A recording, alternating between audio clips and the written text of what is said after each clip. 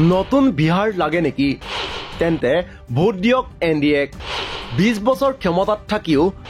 slogan একেই থাকিল নীতিশ কুমাৰৰো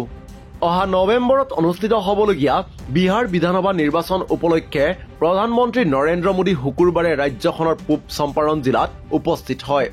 চলিত বৰ্ষত প্ৰধানমন্ত্ৰী নৰেন্দ্ৰ মোদীৰ এইটো পঞ্চমটো বিহাৰ ভ্ৰমণ আগন্তুক নিৰ্বাচনৰ প্ৰতি লক্ষ্য ৰাখি প্ৰধানমন্ত্ৰীগৰাকীয়ে শুকুৰবাৰে 7,200 কোটি টকাৰ বিভিন্ন প্ৰকল্প ঘোষণা কৰে বিহাৰৰ মতিহাৰীৰ গান্ধী ময়দানত উপস্থিত হৈ প্ৰধানমন্ত্ৰী নৰেন্দ্ৰ মোদীয়ে কেন্দ্ৰৰ এনডিএ আৰু বিহাৰ ৰাজ্য চৰকাৰে বিগত দিনবোৰত বিহাৰৰ উন্নয়নৰ বাবে গ্ৰহণ কৰা বিভিন্ন পদক্ষেপৰ কথা দোহাৰে প্ৰধানমন্ত্ৰীগৰাকীয়ে নয়া বিহাৰ ফিৰ একবাৰ এনডিএ চৰকাৰ শ্লোগানেৰে মতিহাৰীত নিৰ্বাচনী প্ৰচাৰ আৰম্ভ কৰে শুকুৰবাৰে 5খন অমৃত ভাৰত এক্সপ্ৰেছ আৰম্ভ কৰে প্ৰধানমন্ত্ৰীয়ে আৰজেডি আৰু কংগ্ৰেছ দলক সমালোচনা কৰি প্ৰধানমন্ত্ৰীয়ে কয় যে বিৰোধীৰ চৰকাৰ আহিলে কাৰো সমস্যা সমাধান নহয় বৰঞ্চ তেওঁলোকে বিহাৰৰ দৰিদ্ৰ লোকৰ মাটি গ্ৰাস কৰিব বিগত দিনত বিহাৰৰ এনডিএ চৰকাৰে 20 লাখ মহিলাক লাখপতি বনালে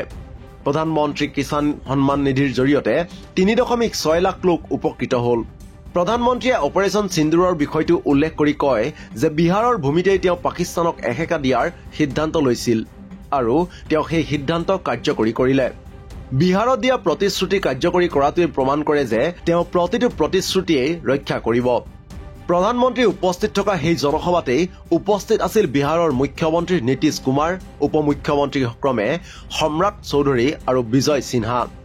একেখন সভাতেই নীতিশ কুমাৰেও বিৰোধীক কঠোৰ ভাষাৰে সমালোচনা কৰে আৰজেডিৰ দিনত কোনো ধৰণৰ উন্নয়নেই যে হোৱা নাছিল সেই কথা পুনৰ সমালোচনা কৰি নীতিশ কুমাৰে কয় যে যদি বিহাৰৰ জনতাই প্ৰকৃতাৰ্থত উন্নয়ন বিচাৰে তেন্তে এনডিএৰ বিকল্প নাই প্ৰধানমন্ত্ৰী মোদী আৰু নীতিশ কুমাৰে বিহাৰৰ সম উন্নয়ন আৰু সম বিকাশৰ বাবে পিছপৰাসকলৰ উন্নয়নৰ বাবে বিশেষ আঁচনি ল'ব বুলি ঘোষণা কৰে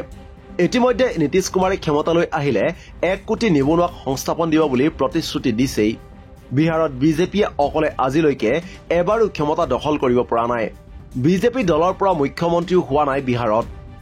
এবাৰ গৰিষ্ঠ সংখ্যক আসনত প্ৰতিদ্বন্দ্বিতা কৰি বিজেপিৰ পৰা মুখ্যমন্ত্ৰী এগৰাকী হোৱাটো দলটোৱে মনে প্ৰাণে বিচাৰিছে অৱশ্যে বিহাৰৰ ক্ষমতাৰ জৰি কোনে লয় সেয়া স্পষ্ট হ'ব অহা নৱেম্বৰতহে